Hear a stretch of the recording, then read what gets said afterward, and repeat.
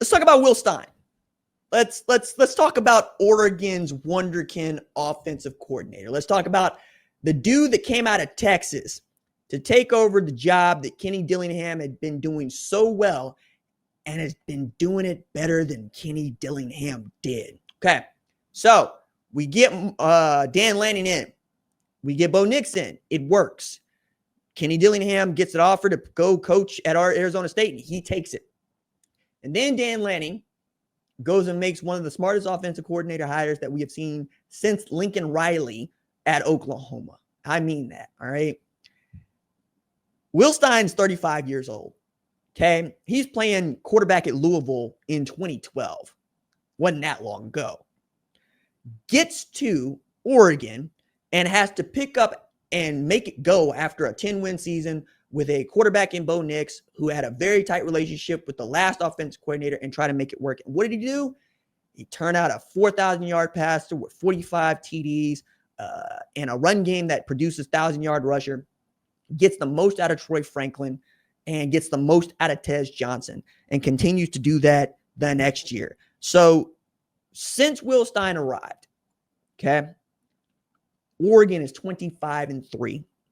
They won the Big Ten championship, and they played in 2 New Year's Six bowl games. Matter of fact, the knock is they haven't won one. That's the knock, right? Excuse me. Not they haven't won one. They haven't won a college football playoff game in New Year's Six bowl. But that's going to change. It's going to change. I think as I'm looking at a guy who's producing 3,500-yard passer back-to-back years, 30 TDs back-to-back years, more than 73% of passes completed by both his quarterbacks. Actually, the average is closer to 75 because Bo Nix had a godlike year of 77%, and Dylan Gabriel had a damn great year of about 73%. So there's that. Then you're talking about having a 1,000-yard rusher. Again, Bucky Irving. I'm thinking about Jordan James. And I expect Noah Whittington or Mekhi Hughes to be that guy this year. One of those two guys. Probably Noah Whittington, been in the system. It's also his turn more than anything else. And I don't think we talk more about the passing attack than we should, because it's really not about pushing the ball down the field. It is about taking these high percentage throws when they are there and doing a great job of getting in and out of bad plays. Like Dylan Gabriel was elite at this. He was really good at seeing where the leverage was for the play. And if they beat in the pre-snap, he would get them out of it, get them into something they could work with. The only time I saw him confused was when they got destroyed by Ohio State in the Rose Bowl last year. I don't think that's going to happen again in the way that it happened, but I'm sure that Dante Moore was coached up on this. And that's really what I think is the thing we're talking about most with Will Stein. He's done this with 2 different quarterbacks. This is his 3rd quarterback in as many years. The system works, and he works the system. They identify the strengths of each one of their quarterbacks, and they play to them. And if you look at the early reports on Dante Moore as a high school player, you'll see very high floor, excellent with the ball, doesn't make poor decisions. Now, that got tested when he played for Chip Kelly at UCLA, but that was absolutely the move. Like, I don't like how it went, but you can see, give Dante Moore an opportunity to develop and build his confidence, and he can be as good as any quarterback in the country. And he might have to be, honestly, because he's going to be without Evan Stewart at least to start the season, we think, from all of the season. That's going to give another opportunity to new guys. Like Tez Johnson's not there anymore. Even though we've seen back-to-back years of 80 catches or more for one wide receiver, will that receiver be Gary Bryant? Will that receiver be Malik Benson? Or will that receiver be DeCorian Moore? I don't think it's going to be DeCorian Moore unless DeCorian Moore shows himself to be something like Jeremiah Smith. And I think the good Lord only made one of those. But if you're looking for somebody who could be as close, it's him. Like, I think DeCorian Moore can be every bit the player that Ryan Williams was last year. A guy with, over 800 yards receiving, about 40-plus catches, averaging about 18, 19 yards per catch, maybe get to double-digit TDs, depending on where they put him.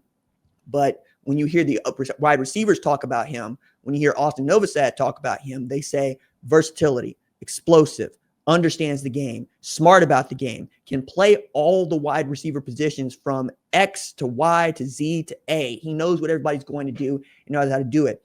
That means he's probably going to get into the game quicker than you might think. Also, Oregon has benefited this year from what I think is a fall forward and win 10 game schedule. Like, they don't have anybody tough to play except Penn State. Indiana comes to them. The toughest away game I think they got, honestly, outside of Penn State is flying to Rutgers, because that's going to be quite literally a cross-country trip, and you're traveling across 3 time zones to get there, right? Then you're going to play that game whenever you play that game. I'm also curious to find out how aggressive they stay, because that's been a hallmark of Dan Lanning. He's going to go for it on 4th down. He's going to pressure you. He's going to give his guys a chance to go win it. And it might not work, right? We saw that Washington and Oregon a couple years ago. It didn't work. But as he said, I'm a big boy. I understand the decisions that I make, and I'm making the decisions that I think are best for the team. It's one of the things we like about Dan Lanning is he's not hiding behind anything or anybody. He's going to take whatever it is coming, and he's going to deal with it. It's easy to like a football coach like that. My favorite story to tell about Dan Lanning is going to Pac-12 Media Days, which is a relic. But usually you have coaches and players that are coming through individual rooms to talk to Big Ten Network, Fox Sports, ESPN, whatever.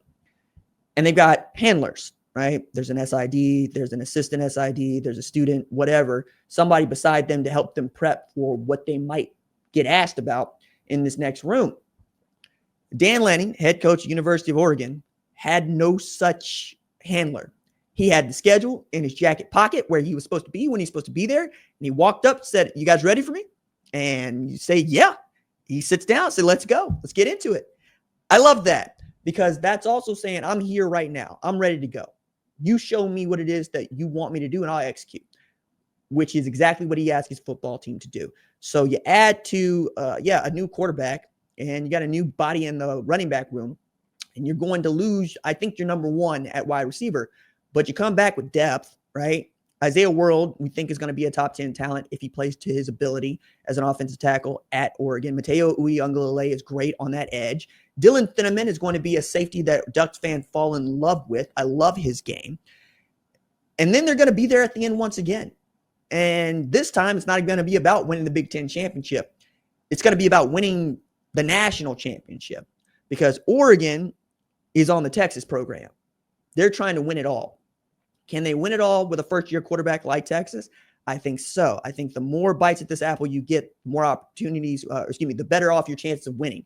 See this with Michigan, who makes the playoff, gets beat by Georgia, makes the playoff again, gets beat by Texas Christian, makes the playoff again, wins the national championship.